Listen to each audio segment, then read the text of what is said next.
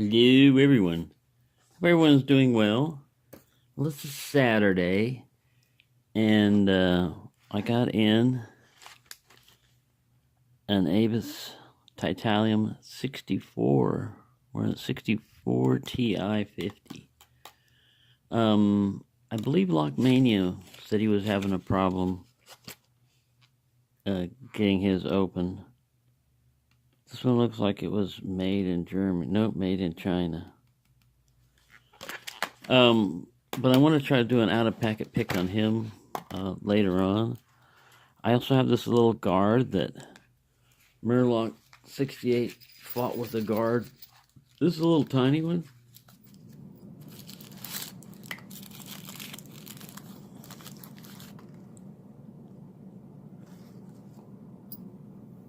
It's a, see if I can get this guy to zoom in here. Hey, just roll there. It's a 832/25. So it's a little tiny guy. It has a pretty good bidding for a little stock lock there. It's got that low cut guy. And because this is a small keyway, it's going to be hard to get past that without oversetting. Only one locking pawl. It's a little tiny thing, so as far as like real security goes. But I ordered this one way back when I got those other guards, those giant guards in. It'd be funny. I can't find any more of these, but it'd be funny if all the little ones were keyed the same also. I also got this very old Yale Vulcan push key. Now I tried pulling on the shackle and pushing with a broken pick in here. I can't get any movement on the shackle. I can't get any of the levers to stick. I'm not going to take it apart because it's one of those, riveted on either side. It'd be easy to take apart, but it's just such a great old lock, and I've seen Yale push key padlocks before, but not in this shape, not with the steel thing. And there used to be some writing up here on the shackle. I don't think this is even going to pick it up because I looked at it up close, and it's just all corroded and everything. You can barely make some of that out. The bad thing is, on the shackle on some of these early ones, they used to put the patent date on there so you could at least kind of like date these things. But yeah, it's badly,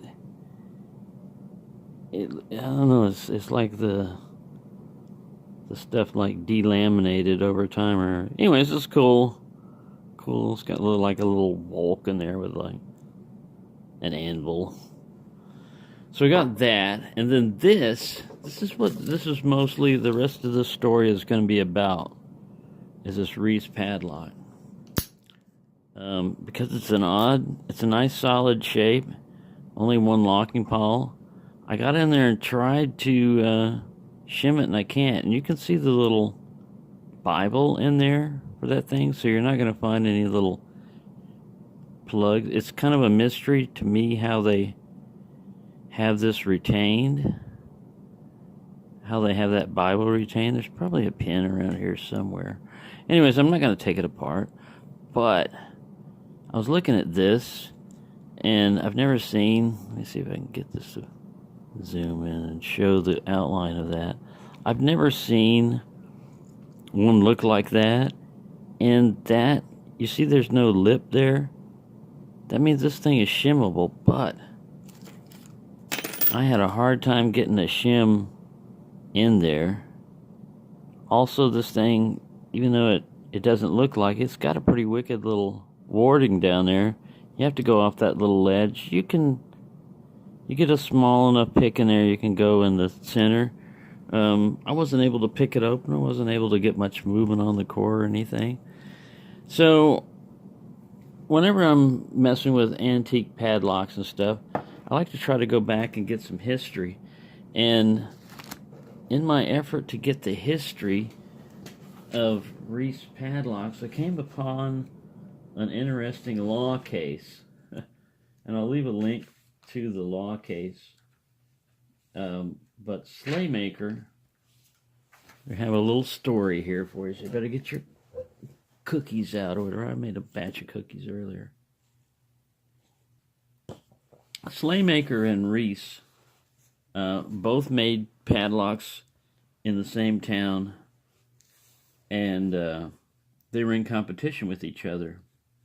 And so in 1938, June 3rd of 1938, Slaymaker filed a lawsuit against Reese for patent infringement, both for, exterior design and interior design of their padlock, and then a registered trademark infringement, and then unfair competition.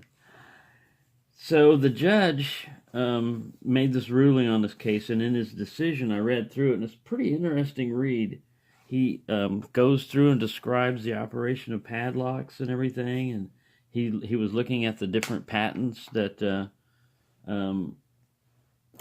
Slaymaker had filed. But basically, here's what he said. He said both parties made padlocks in the same town in competition with each other. Some were patented, some were not. The first sale of a Slaymaker cylinder lock was May 8th of 1934, and it was designed to sell for 25 cents. And a cylinder is just a wafer lock. I've got kind of an example here. I don't know if this is Slaymaker or Reese, but it's, the cylinders. So those were designed to sell for like a quarter. And then he had some warded locks that the first sale of those warded locks were of July 27th, 1934, and they were designed to sell for 20 cents. So I have like a little master lock right here, and here's a warded lock. And the operation of that is there are just wards down here, and there's just a little mechanism at the bottom. You can probably see that you've got to push, and boom, the lock comes open. So those were designed to sell for 20 cents. Well,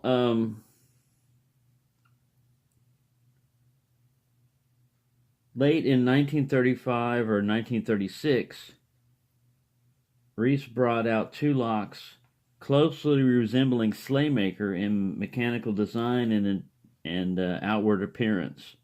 And Reese sold his padlocks at a lower price, and Slaymaker began to feel the pinch in sales and everything, and his sales started to drop. 2 years after Slaymaker began selling the padlocks, it applied for those patents and told Reese to stop making them. Reese stopped making the copies, told Reese, stop copying my design, I got patents on them. And then the judge says the patents are invalid for want of invention. He said, and I like this quote in here. He goes, now remember, this is 1938. He goes, for a number of years, there have been practically nothing left to develop so far as the operation of padlocks are concerned.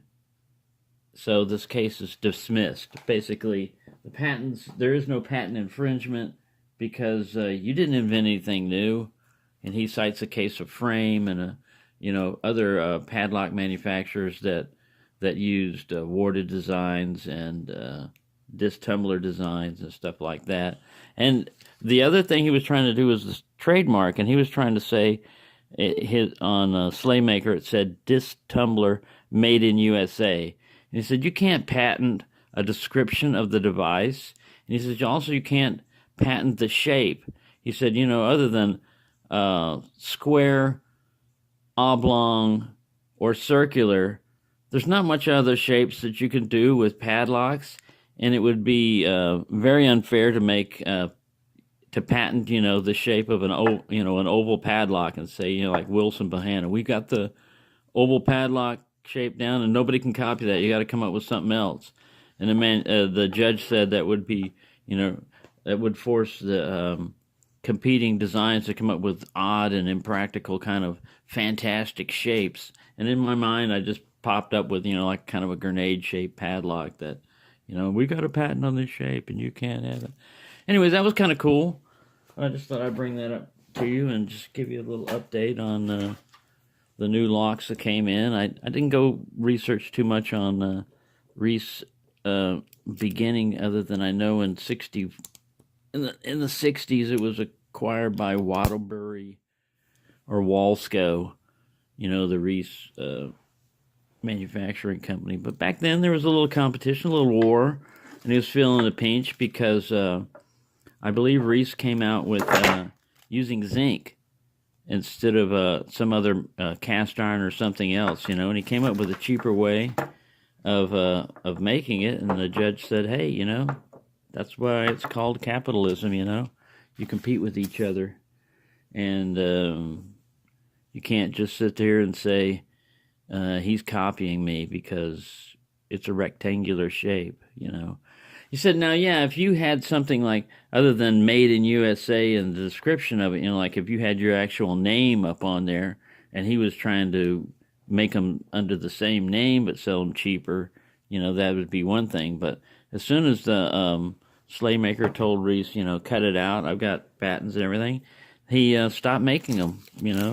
Reese stopped making them and stopped selling them and stuff like that. So as soon as he could, you know, he heard about it, he stopped. So, case dismissed. So I thought I'd throw that little history in there for you and show you what's coming up in the future picking sessions. So, thank you for watching, and everyone enjoy their weekend.